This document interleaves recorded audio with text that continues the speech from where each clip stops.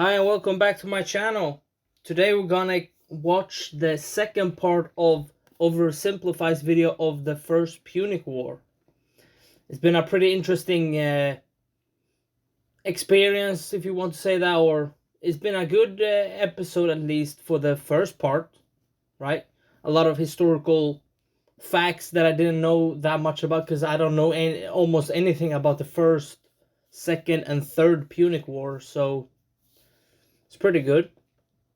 I don't know what the second part is going to be about. I mean, last time we saw the Romans were going to invade Carthage, I think. So, yeah. Alright, original videos down below, and let's go. After the gigantic battle at Cape Ecnomus, the Romans were now free to land on African soil. And so, they did. The Carthaginians chose to focus on defending the city of Carthage itself. Makes sense. So the Romans immediately took the city of Aspis, and were then free to raid and plunder the countryside. They took over 20,000 slaves, and a ton of booty. But then, some orders arrived from the Senate. Send home the booty. Oh, but I want to stay. What? No, Steve, not you. They mean the treasure. Well, we are not watching any more of this filth. So the other one thing though, OverSimplified's videos are pretty good, at least the ones I've seen. I've only seen 4, now 5. No, this is the 6th video, right? I mean, they're pretty good to show at school, I think. They have some humor, right? Also some facts, but also it's from a point of view most times, because it's a story, right? So it's more likely a point of view of looking at history, right? So we're looking at the Romans' perspective more than the Carthaginians, but okay. Yeah, alright. Left with the booty, leaving Regulus and his forces on their own, and they began advancing towards Carthage. Along the way, according to the ancient writer Livy, they encountered a literal dragon. Wow, what? Now, Livy was a Roman historian, so his account may be slightly exaggerated, but this, I believe. Yeah. As the Romans continued to plunder, the Carthaginian people flooded into the city. Now, not only was it in a major panic, but it was so crowded, the people began to starve. Uh-oh. Panic, everyone! Is he gonna give the speech again, right? Let's see. Look, I know you're all starving, but I still have food for me. So, you know, Nice. it's not all bad. Whoa, you're wasting your tomatoes! Nice. And you idiots wonder why you're starving? Yeah. Oh well, it's just more food for me! Nom, nom, nom, nom, nom. Nom, nom, nom. Things weren't looking good for Carthage. They had to do something to stop the Romans rampaging throughout their land. So they decided, finally, it was time to put an end to it. They headed out and set up on rough hilly terrain overlooking the Roman camp, and they prepared for battle. Wait. Horses on rough, uneven terrain? Yeah, I don't think that's good. But okay. There's something you gotta understand about Carthage. The Carthaginian land forces actually suffered from a multitude of different issues. First of all, since the Carthaginians were rich, they could afford to pay a huge number of foreign mercenaries to fight for them. That's pretty cool. These mercenaries actually made up the vast majority of Carthage's forces, and therefore, Carthage's land armies were a melting pot of many different cultures. This, however, meant that if a battle wasn't going their way, there could be loyalty issues. Man, I ain't getting paid enough for this. You Balearic slingers better not be thinking of running away. What did he say? I don't know, man. I don't speak Phoenician. Let's get out of here. One thing about this, though, is that it's probably cheaper for a country or nation or tribe, whatever, to pay mercenaries to fight your wars or your battles. But will they fight as hard as the people who are living in that nation, tribe, country? Right? That is the question. I don't think so, right? So the people in your country, nation / tribe will fight probably harder but want to get paid more, and then the reverse of mercenaries. Sometimes mercenaries are just ruthless and they just fight because they love it or whatever, right? And they, yeah, okay. Clearly, there were also language issues. The military generals tended to be Carthaginian, but they made a lot of strange decisions. For example, one of the most feared assets of the Carthaginian army were the war elephants. To a Roman soldier who had never even seen an elephant before, this was like fist fighting, a literal monster. I mean, right? That's like fighting a dragon, like they said. It's not like fighting a dragon, but it's... I mean, that's maybe where the dragon story comes from. Not the elephants, but that they've seen animals that they've never seen before. And then they maybe equate it to... I don't know where dragon comes from, though. Why people say it's a dragon. I mean, that's pretty interesting, but okay. The Carthaginians continually kept placing the elephants in the rear, where they were no use. In a similar fashion, the neighboring region of Numidia provided Carthage with the most skilled cavalrymen in the world. Nice. But the Carthaginians often chose to fight on rough, uneven terrain, where horses and elephants were less effective. And so, in this case, when the Carthaginians again chose the rough terrain near the Roman camp, the Romans easily sent them packing. Everything was looking up for Regulus. A Roman victory seemed like it was only a matter of time. But then, Regulus realized something. He had been consul for almost a year, and his term was coming to an end. He knew that if his successor took over and he finished the job, then he would get the naked statues, not Regulus. That is one thing, though, about... It's like a flaw, but also not a flaw, right, of the system. Because, yes, their 1 year is pretty intense, and they probably do military stuff when you're consul, right? Like Regulus here, right? Which is good, because then you're a go-getter, you're aggressive, you probably get stuff done, and you will be held a hero, right? But also, you might slip up and be too quick to do something, quick to action, and then you might lose even greater than you would have done if you wouldn't have battled at all, right? So, you know, it's a give and take here, right? There was no way Regulus was going to allow that. So he jumped the gun. You there, Carthaginian boy. I want you to deliver a message to your elders. I, Marcus Attilius Regulus, demand the total and unconditional surrender of Carthage. Wow. Unconditional surrender? Jeez, at least lay siege and starve us all to death first. Just deliver the message, you punk. He demands your total surrender. What? Jeez, at least lay siege and starve us all to death first. Hey, that's what I said. Well, boys, Nice. This Roman thinks we're out. But we're not out, are we, boys? No. We'll do what we always do in times like this. What? Hire somebody else to solve our problems for us. Darren, bring in the Spartan. Regulus's overly harsh demands had the unintended effect of reinvigorating Carthaginian resolve. And when have we seen this happen throughout history, at least in the modern history? Right? Harsh demands, and then reinvigorating the ones you're putting the harsh demands on. Sounds like World War I to me. Treaty of Versailles. Nice. But okay. The war keeps going. They brought in a mercenary from the famed land of Sparta named Xanthippus to help dig them out of this situation. And we all know what Spartans are like. Xanthippus showed up and immediately took charge. He had a look around and said, "You idiots, put the elephants in front of the army so they can smash into the Romans and stop fighting on rough, uneven terrain. Find a big flat field so your superior cavalry can do their job. And what's this I hear about you giving a speech telling everyone they're gonna die?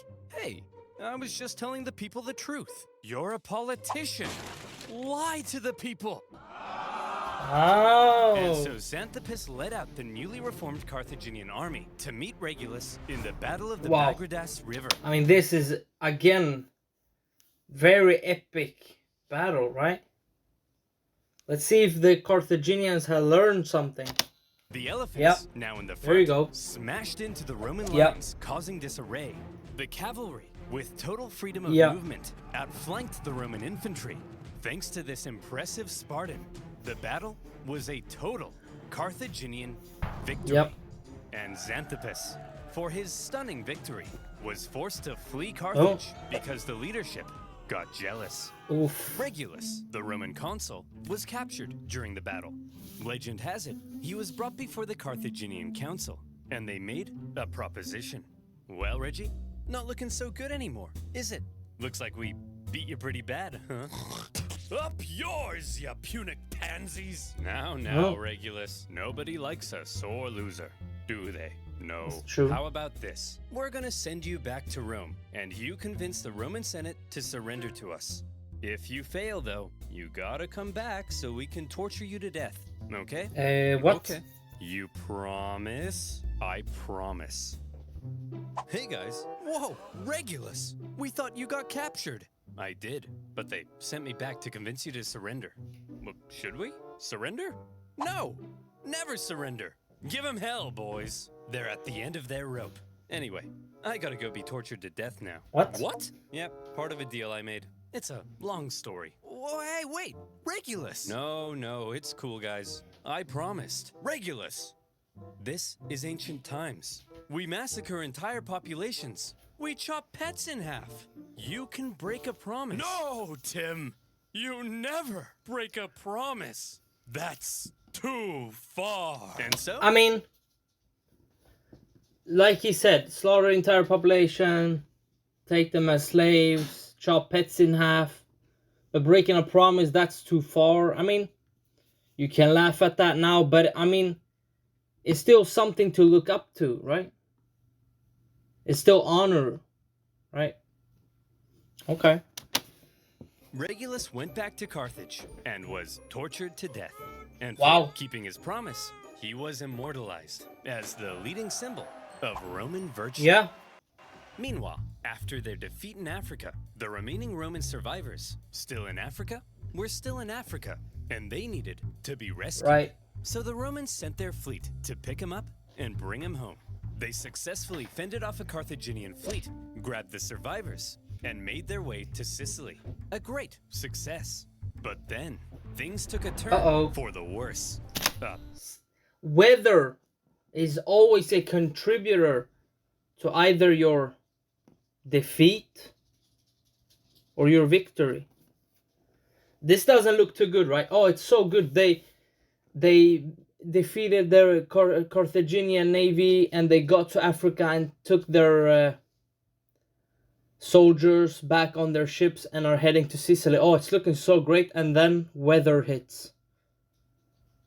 Right? Let's see what the Roman do here. Sir, that cloud looks kind of angry. Fear not, coward. If we Romans can build a war fleet from scratch and defeat the Carthaginian Empire at their own game, why then even Mother Nature herself will crumble before us. I laugh in the face of Mother Nature. Ha ha! See? Come on, guys. Laugh at Mother Nature with me. Ha ha! Yeah. Wow. 284 ships. Nearly 80% of the Roman fleet was destroyed. As many as 100,000 men drowned. I mean, what is this? Is this the Mongolian invasion, but before it happened? Wow.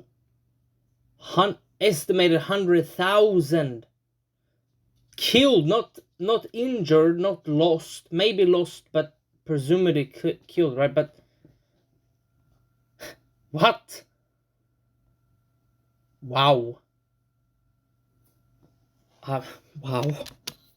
In a terrifying act of nature, never before had Rome lost so many men in a single incident. Yeah. 100,000 casualties for any other nation would be crippling. Yep. Any other nation would hastily sue for peace. Yep. Any other nation would spend decades trying to recover. And that's saying something, right? I didn't hear no bell. Right, that's saying something about Rome and probably other nations, maybe not nations, but regions of power, right? At this time and probably times before and after, right? That any other nation would give up, would give something to their enemy and then leave out the war and then maybe come back, right? But this is story of Rome, right? Any other nation would seek for peace, right? 100,000 casualties killed at this time. Wow. Rome was not just any other Yeah. nation. Infamous for its unrelenting determination Yeah. in the face of overwhelming odds. That's again, or not again, but I said this on like the Greece episode or whatever it was, right? The stories in the Bible, the stories of ancient times, usually is not that this factually happened and this is what they did. When you read stuff and hear stuff about ancient times and the Bible, it usually is maybe how you should look at life or how you should maybe live your life, right? That's just what he just said there was a way to look at life, right? Amazing. Rome said, well, I guess we'll Yep. just have to build another fleet. And But one thing here as well, to contrast this with the Napoleonic War series, Napoleon, when he invaded Russia, all the time he probably kept thinking, oh, if I go deep enough, if I get this battle with the Russians, I'm probably going to win against the Russians, and then it's just the Britons left and maybe Spain, right?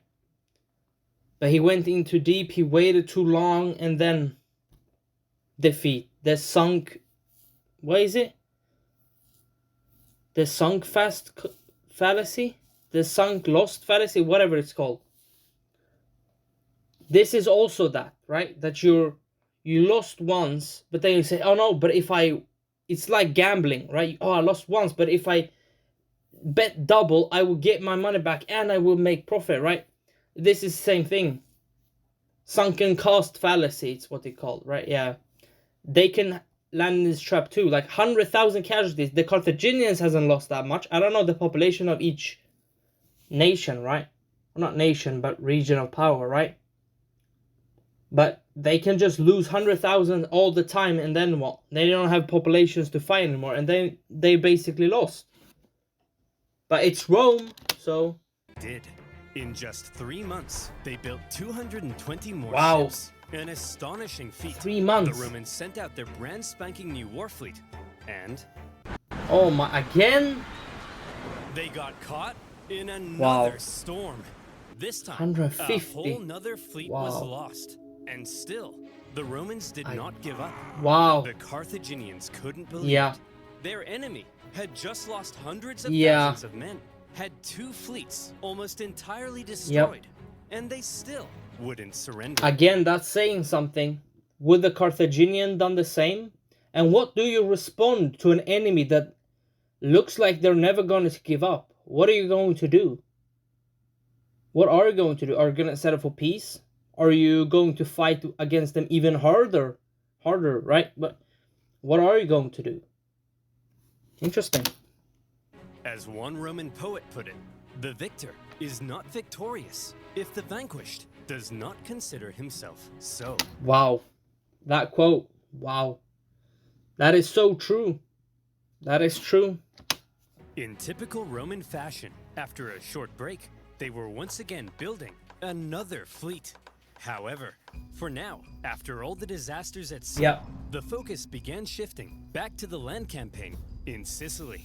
The Carthaginians, overconfident from recent successes, attempted to retake Panormus. But what success was it? That they defeated Romans in Africa. And then what? Okay, they captured and killed the consul of Rome, right? But then what? These 2 storms weren't their victories. So that's overconfidence there. But the Romans countered the terrifying war elephants by throwing stuff at them Wow. and scaring them Makes away. sense. Having stopped the Carthaginian advance, the road was now open to the final Carthaginian stronghold on the island, Lilybaeum. Lilybaeum was an extremely well-fortified city. Okay. In 250 BC, the Romans laid siege. The Carthaginian defense, however, was fierce, and skilled blockade runners kept the city supplied. Wow. Progress was so slow that the siege would last another 9 Oh years. my.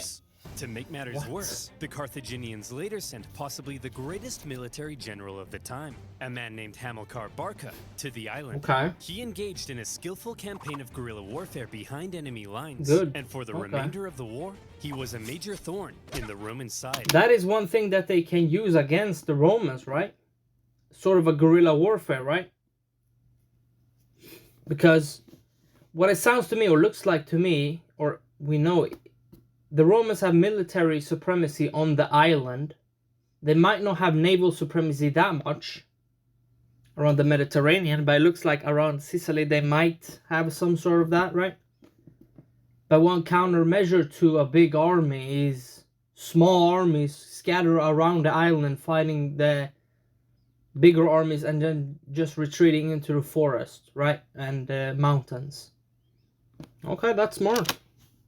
For now, with the deadlock siege at Lilybaeum Yep. and the new Roman fleet at sea, things seemed to be at a standstill. Yep. And the Romans had to do something to break the deadlock. Thankfully, the Roman consul, Clodius Pulcher, had an idea. Okay. He tried to get things moving by attacking the Carthaginian fleet at Trapani. Makes sense. Now, before a battle, to predict if they would win, it was common for the Romans to look for signs from the Yep. gods. This could mean observing the weather. Haven't or- we all done this though? When we were little. Like maybe you sat in the forest or wherever and threw a, I don't know, threw a stick or something and said, oh, if I hit the tree, I'll get a dog or something like that, right? Like, we have all done this.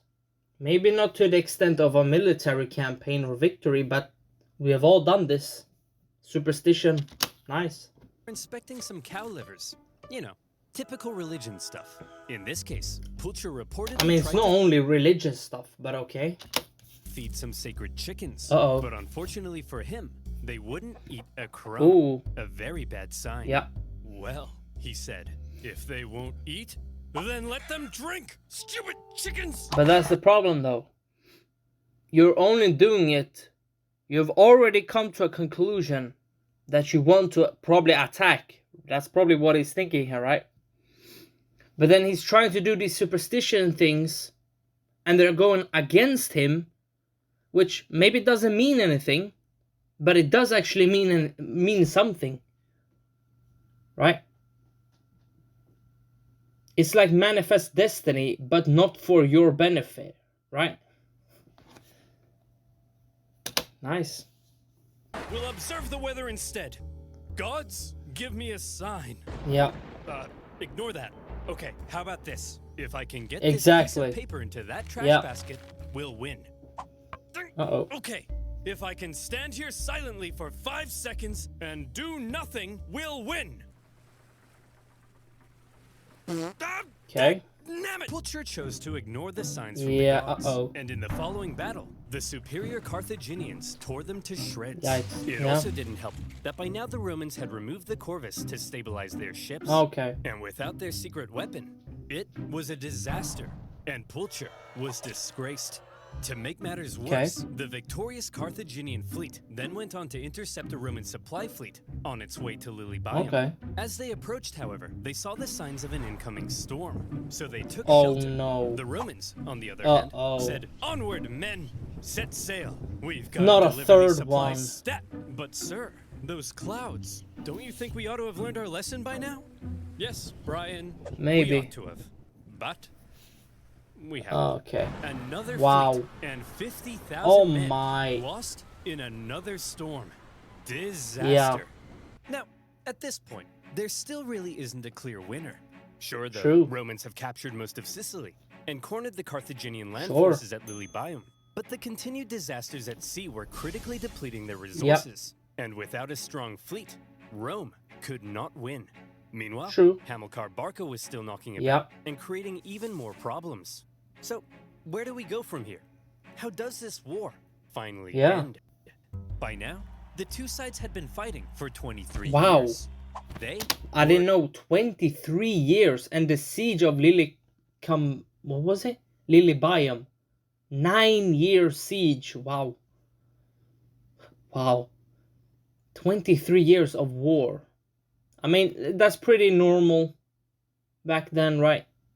Yeah, actually, it is pretty normal. Even though in ancient times, even though the Romans lost hundreds of thousands of men, soldiers, and 3 fleets, or 2 fleets, and then one, I don't know, transport fleet or whatever it was. Wow. Were exhausted. Yep. Their money, their resources, their strength were all utterly spent. Yep.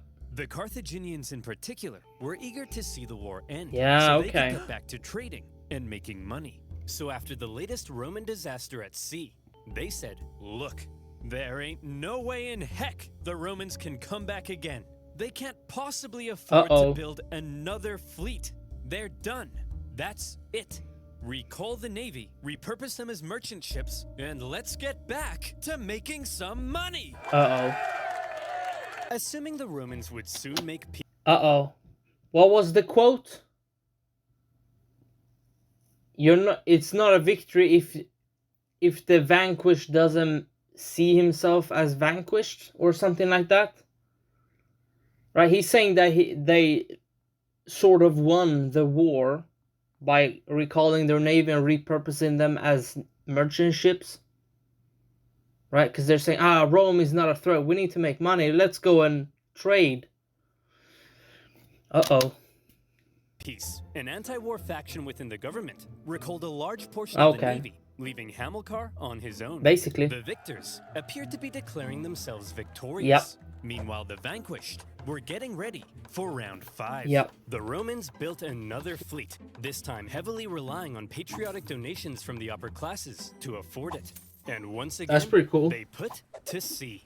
Carthaginian politicians made a fairly lackluster final effort with a poorly built fleet to supply their forces in Sicily. But when the brand new Roman fleet caught them at the Battle of the Aegates, even without their signature corvus, they dealt them the final blow.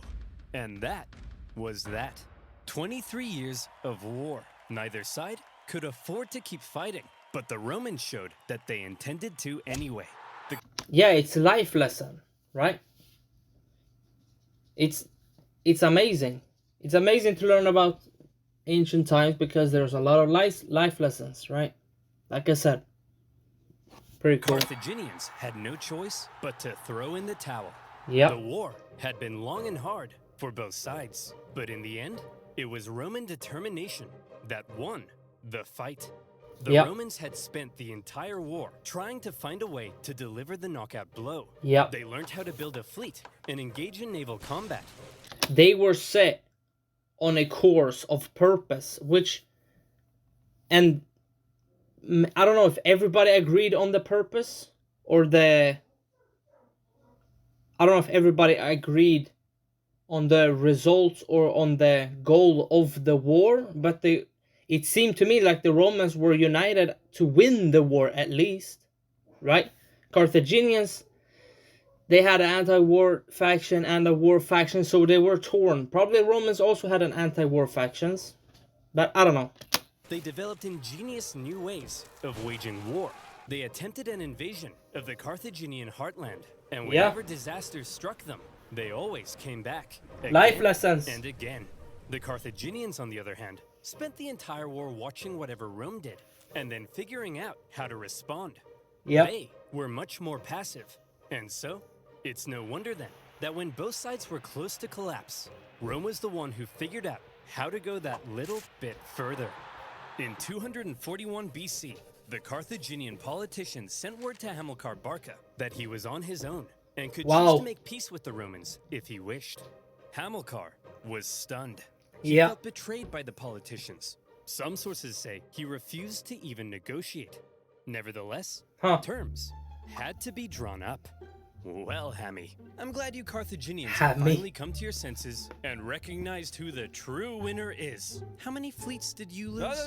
Okay, here are our terms. You leave Sicily to us and return all of our prisoners. You're not allowed to make war against Syracuse or her allies, and you have to pay us 2,200 talents of silver over the next 20 years. What's a talent of silver? Well, to put it in perspective, in the year 2022, that'll be worth around, let's say, 40 million US dollars. Wow. Caramba! That will cripple us. Yeah. Wow, we got a real smart guy over here. Yeah, that's kind of the point, right? Yeah, like the Treaty of Versailles after World War One. Yeah. So, if I'm just using my critical brain here, there's 3 Punic Wars, I believe. The first one looks like it's ending with a crippling blow economically to the Carthaginians, like in World War One. Yeah, it makes sense that there's 2 more wars to fight. Okay. That's kind of the point, you dingus. Ugh, I guess I have no choice. I accept. Great! Oh, by the way, we changed our minds. You actually have to pay us 3,200 talents of silver over 10 years. Thanks for accepting. Dude! See you later. Wow. Hey! You didn't let me say uncool! You didn't let me say uncool! The treaty was extremely punishing, and by Yeah. switching up the terms at the last minute, they enraged the Carthaginians. But still, one of the longest and deadliest wars at the time was finally over. The Romans had won. They achieved their aim of gaining Sicily, and even though it wasn't part of the peace deal, they took advantage of a weakened Carthage and grabbed Corsica and Sardinia as well. Roman expansion beyond the Italian peninsula had just begun. The Romans hoped that now the Carthaginians would forever be under their thumb. Unfortunately, the harsh terms they placed on the Carthaginians at the end of the war left a growing anger. One that would come back to haunt them.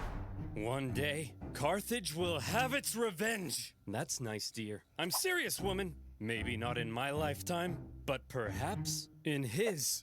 Who is he? Beautiful son. You are born into a momentous destiny. You shall be Rome's greatest enemy. You'll tear Rome limb from limb. You'll burn their pathetic city into the ground.